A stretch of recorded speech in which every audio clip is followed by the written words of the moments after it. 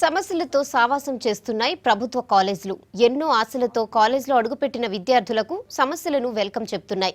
ఆదిలాబాద్ జిల్లా పాలిటెక్నిక్ కాలేజ్లో విద్యార్థుల చదువు చీకట్లో చిరుదీపంలా వెలుగుతున్న కాలేజ్పై స్పెషల్ స్టోరీ.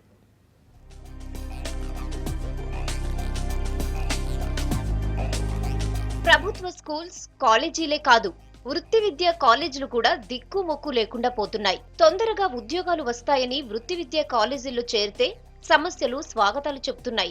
సౌకర్యాల లేమితో చదువుపై ఫోకస్ చేయలేకపోతున్నారు స్టూడెంట్స్.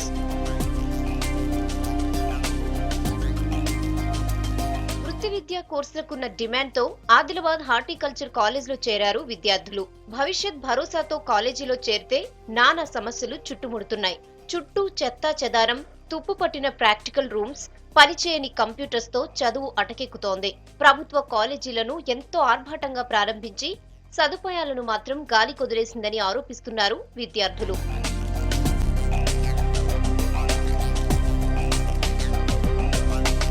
హార్టికల్చర్ పాలిటెక్నిక్ కాలేజ్లో విద్యార్థులకు హాస్టల్ లేక ఇబ్బంది పడుతున్నారు. ల్యాబ్ లో సాంకేతిక పరికరాలు, సబ్జెక్ట్ బోధించేవారే కరువయ్యారు. క్షేత్రస్థాయిలో ప్రాక్టికల్స్ నిధులు లేకపోవడంతో విద్యార్థుల చదువుపై నీలినీడలు కమ్ముకున్నాయి. క్యాడ్ ల్యాబ్స్ అలా అని చెప్పారు, కానీ క్యాడ్ ల్యాబ్స్ అట్లాంటివి ఏమో చేయించట్లేదు. వారంకి ఒకసారి ల్యాబ్ అన్నారు, కానీ అది కూడా చేయించట్లేదు. ఇప్పుడు కంప్యూటర్ ల్యాబ్స్ అవి అని చూపిస్తున్నారు, కానీ అవి కూడా ఇప్పుడు ఓపెన్ చేయడం అనేది జరగలేదు.